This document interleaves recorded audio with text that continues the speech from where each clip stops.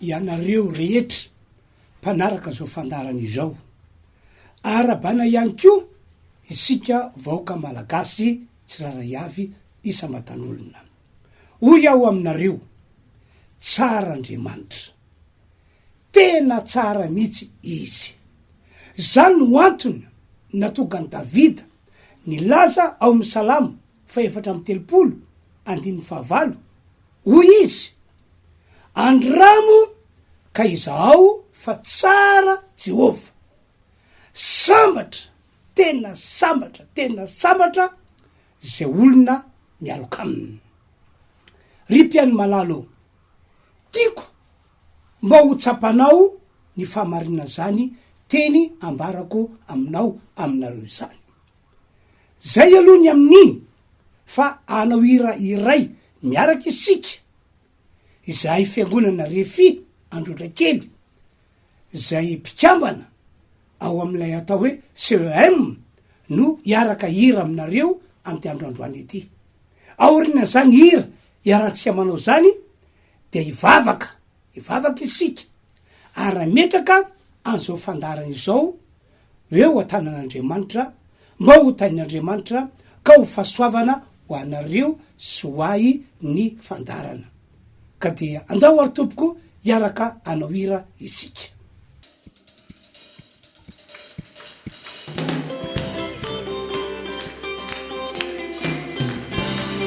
Tena miravoravoa mifonao rehetra ianao.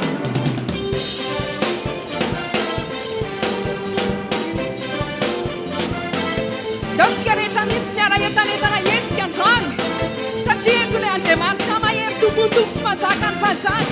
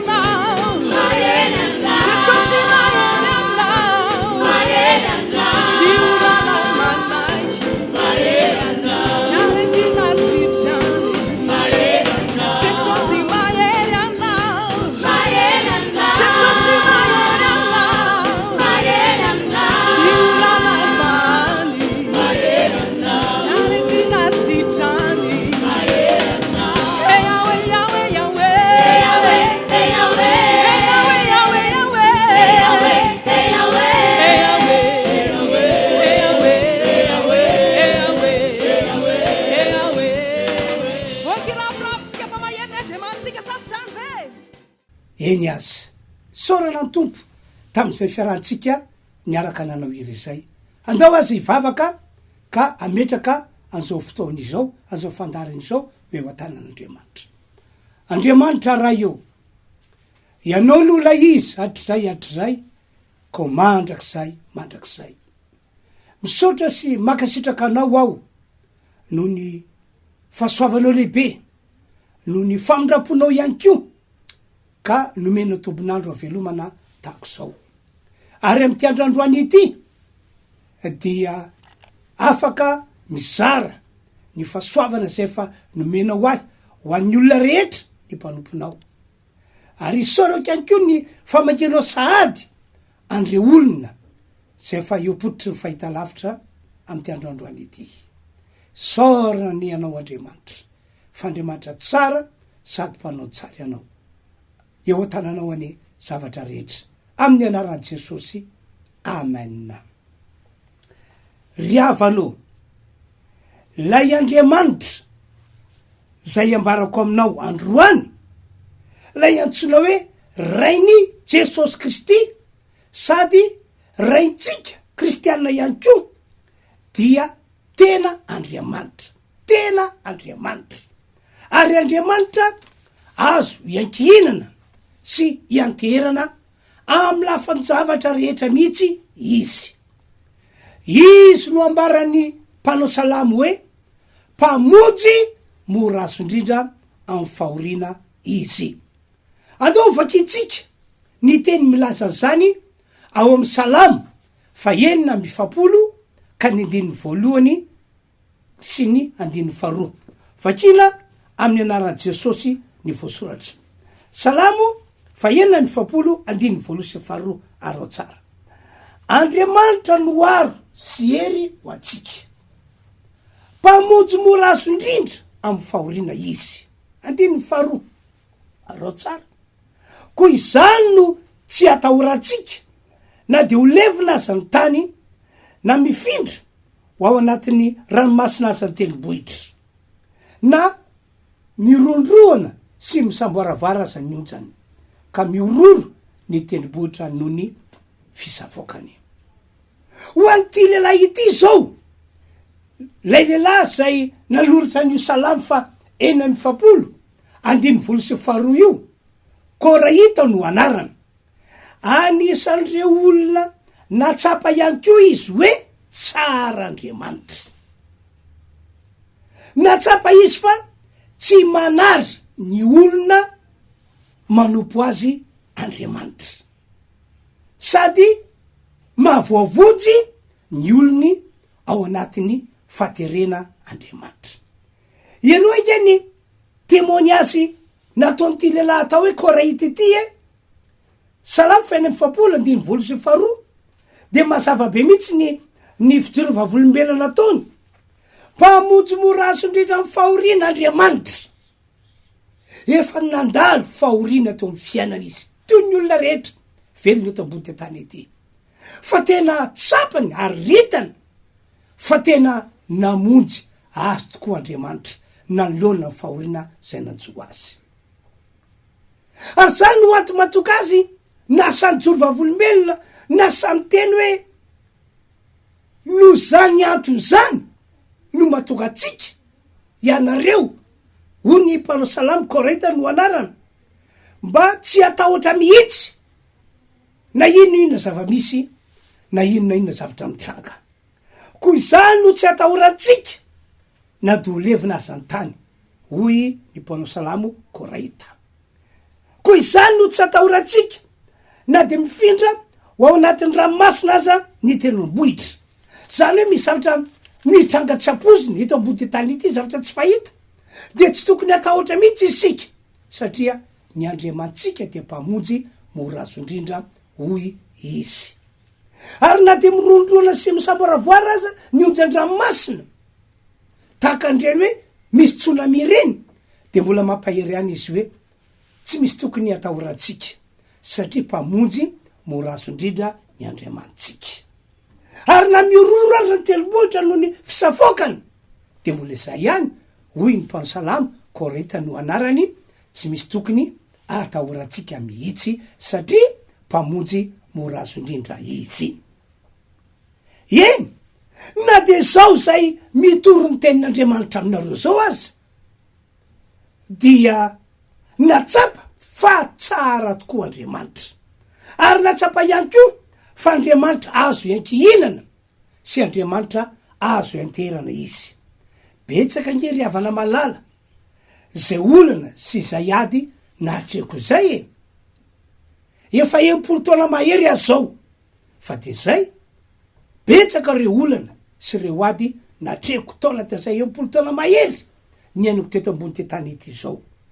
Fa izao ny tsapako, zao ny hitako, teo foana Andriamanitra, teo foana Andriamanitra. Zany no antony mahatonga tsy mbola niemotra, tsy mbola niala tamin'Andriamanitra mihitsy aho mandraky teny androany.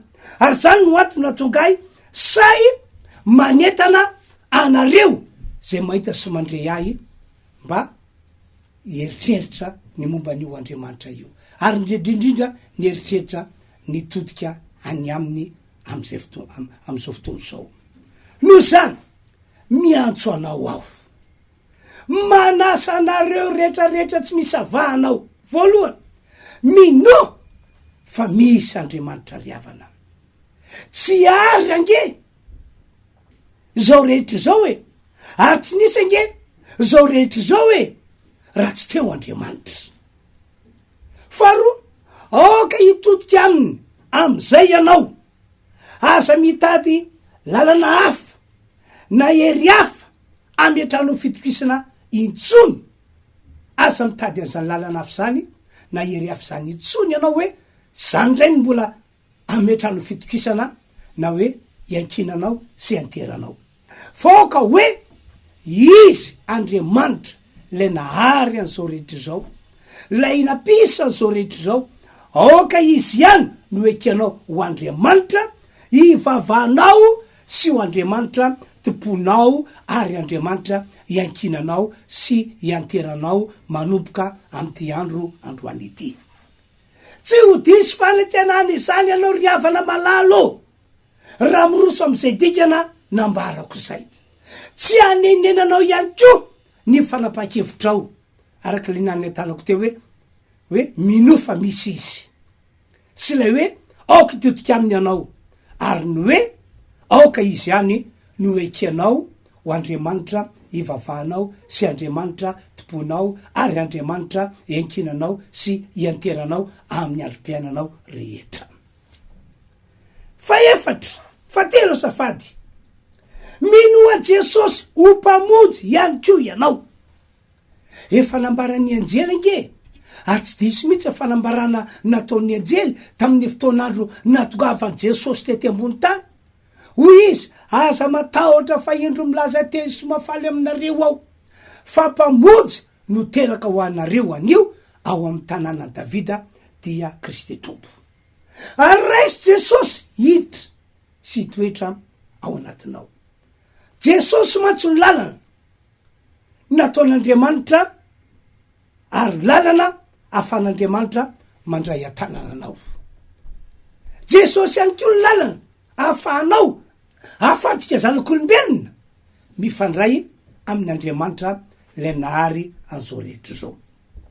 Faefatra, manana finoana fa ho avan'Andriamanitra tokoa ianao rehefa tafaroso am'izay dingana izay.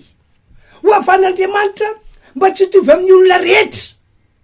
Tsara nge Andriamanitra riavany, mpanao tsara nge izy, ka zay tsapany Davida sy Korahita mpanao salamo, ary zay tsapako sy hitako teo amin'ny fiainako ihany ko, rehefa hitodika amin'Andriamanitra ianao, rehefa resy lahatra ianao ny amin'ny Jesosy ka mandray azy, de ho tsapanao sy ho hitanao ihany koa zany rehetrarehetra zany.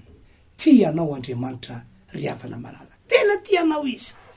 Aveliko ndray, tsara Andriamanitra, mpamonjy mora azo indrindra amin'ny fahoriana izy.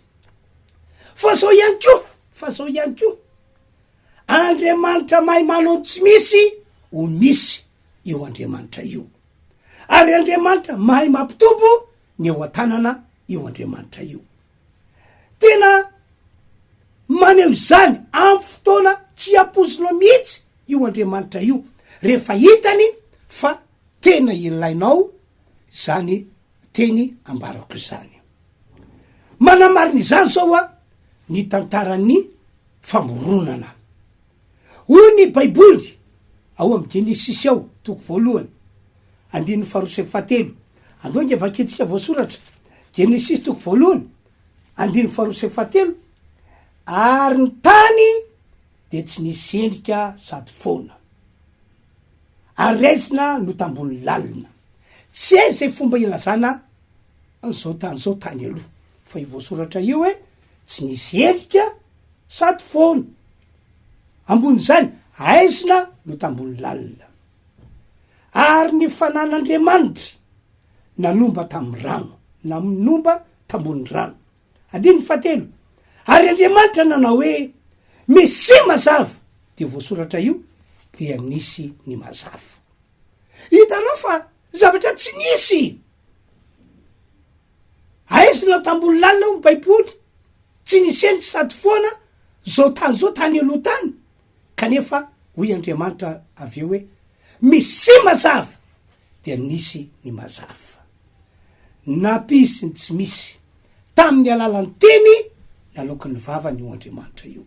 Mino an'izany ianao, mino ny famarina an'izany ianao, fa raha mino anao dia ho hitanao tokoa ny voninahitry'Andriamanitra na ny fiasan'Andriamanitra eo amin'ny fiainanao rim-piainy malala. Mitovy amin'izany akio zava-nisy tamin'ny andron'ny Elisa mpanompon'Andriamanitra. Toy zao zavatra tranga tamin'ny zavotolo zany voasoratra ao Mpanjaka faharoa toko 4:1 ka hatramin'ny 7. Andovakitsika le izy aveo fitiniko. Ary nisy vehivavy anankiray vadiny zanake Mpamonjy nitaraina tamin'ny Elisa hoe maty ny vadiko mpanomponao ary ianao malala fa natahotra an Jehovah ny mpanomponao nefa toka ny tompotrosa aka ny zanako mirahalahy ho andevony. De hoy Elisa taminy inona ary no ataoko anao lazao amiko inona avy no anananao ao an-trano fa ho ray vehivavy ny ankizy vavinao tsy manana na inona ao an-trano afa-tsy de iloilo ray tavoara-moja. Ary izy andeha mindrambilany amin'ny namanao rehetra manodidina de volany tsy misy zavatra nefa zato vitsy ary efa tafilitra ianao dia aoka irindrim-baravarana ianao sy izy mirahalazanakao ary mandina am'izany volany rehetra izany de atokany zay feno de niala teo aminy raha vehivavy ka nirindrim-baravarana mba amin'izy mirahalahy zanany ary izy mirahalahy nitondra ny volany eo hoany aminy fa reny kosa nanidina teloilo ary no feno volany de hoy izy tamin'ny zanany hitondray volany ray koa ao fa ho kosa ireo taminy tsy misy volany itsony ary de nitsahatra ny teloilo de avy raha vehivavy ka nilaza tamin'ny lelan'Andriamanitra ary ho kosa izy mandehany amidio ny teloilo ka nefa ho zay trosan'olona aminao ary zay sisa dia ivelomanao sy ny zanakao. Nandalolana tsy napozina ity renim-pianakaviana ity roa lany zanany araka volasany baiboly dia vadiny zanaky Mpamonjy ity vehivavy ity ndrisa nefa fa na de zany aza ny toerana nisy azy dia tafetrosa foana izy diratrosa foana izy ary ny tena mafy taminy de zao tsy voaefany le trosa satria maty ny vadiny ka rehefa tsy voaefany trosa de toka ny tompotrosa aka ny zanany roalahy mba atao andevo anolona an'le trosa tsy voaefa mafy tamy zany riavana hoe ny vadiko zay mivady no tafetrosa de ny zanakay ve no ibabo an'izany eloka vitany zany mafy tamin'izany ary teo indrindra no nanam-panevitra hoe andeha anatona ny mpanompon'Andriamanitra Elisa ny tenako andeha anatona azy mba hitady vaolana ka rehefa niola tamin'ny Elisa mpanompon'Andriamanitra ty vehivavy maty vady zay be trosa ity de nitantara ny olana tamin'ilay mpanompon'Andriamanitra izy de zao ny sosokevitra lomeny le mpanompon'Andriamanitra hoy le mpanompon'Andriamanitra hoy Elisa taminy ina nefa misy aminao ao de hoe tsy manana na inona ao menaka kely ao anaty tavoara no mba ananako zay ny misy ohatranona eo ay zao ary hoy Elisa mandehana mindrambolany any amin'ny namanao ianao volany tsy misy na inona ary aza atao vitsy de rehefa azonao zany volany zany de midira amin'ny efitranonao ianao dia ararao anaty zany volany zany ny diloilo na ny menaka zay ao atokantranonao ao rehefa vitsy zany de atsoy ao eo indrindra riavana no hitondrako fanazavana kely amitsika raha maha-olombelona ny olombelona de ohatrany hoe napitikizo indray Elisa mpanompon'Andriamanitra ianao efa tsy afatrosa, ianao efa matsapa menatra sy afa-baraka nolo trosa tsy voefa kanefa indray mbola nasain'ny mpanompon'Andriamanitra hoe mandehana mindram-bolany any amin'ny namanao ary volany tsy atao vitsy mandehana fa izao ry havana mampahery ny mpanompon'Andriamanitra ke mpiara-miasa amin'Andriamanitra e ary miasa amin'ny alalany Andriamanitra. De rehefa nity vehivavy ity fa tena mpanompon'Andriamanitra Elisa, tena nity vehivavy ity fa ny teny ataon'ny Elisa de marina ary tsy maintsy tanteraka ihany koa satria Andriamanitra no anamarina teny alokon'ny vavany, de lasa tokoa izy nandeha nindram-bolany maromaro tany am'ireo namany, volany tsy misy na inona de rehefa azo an'izany volany zany de niditra atao amin'ny efitrano nisy azy izy dia nalainy lay menaka tao anatin'ny tavoara kely dia nakatoavany tenin'ny Elisa nararana tao anatin'le volany, rehefa nararana gaga izy feno le volany lehibe nefa le menaka ohatrany tsy nietsika akory. De hoy izy tam'le zana ito le volany manaraka ihany ko ao, de nampidirina ny volany manaraka de nampidinina le menaka feno re le volany faharoa nefa le menaka tao anaty tavoara ohatrany tsy niena. De takizay foana nataony mandrapatapitra ny volany, rehefa tapitra ny volany de tapitra ihany ko menaka tao anatin'ilay teloelo. De lasa izy niatsaon'ny Elisa, ry mpanompon'Andriamanitra o, ry lelan'Andriamanitra o, vita zatra nampanaovanao ahy. De efa fantatra Elisa hoe efa nitombo lay menaka tao anatin'ilay tavoara. De hoy Elisa, mandehana amidio zany menaka zany de iafolotro san'olona ary ny sisa ambony dia ivelomanao sy ny zanakao. Ina moa zany tiako ambara ry havana, amafisiko le teny nataoko taminareo hoe ny Andriamanitra le nahary ny lanitra sy ny tany nahary an'izao rehetra zao, le nahary anao manokana ihany ko raha ohatra ka mbola mafisina, de Andriamanitra mahay mampisy ny tsy misy ho misy ary Andriamanitra mahay mampitombo ny eo an-tanany. Engany ka mba aneo an'izany eo amin'ny fiainanao ihany ko izy manomboka amin'ity androany ity. Ary hatramin'ny andron'i Jesosy Kristy de mbola mahay mampisy ny tsy misy hatrany hatrany Andriamanitra ary mbola afaka mampitombo ny eo an-tanany. Zany hoe le asa nataony fahiny raha nahary an'izao rehetra izao izy, le asa nataony fahiny ka ny tombo ny diloilona ny menaka teo an-tanan'ilay vehivavy mativady, de mbola zany ihany ko no nataony tamin'ny andro nandalovan'i Jesosy tety ambony tany. Voalaza ny tantara zany ao amin'ny bokin'ny Marka ao, Marka 9:1-10 ka hatramin'ny 10:7 tsy ovakina moa le tantara fa lava be. Inona zavatra nitranga?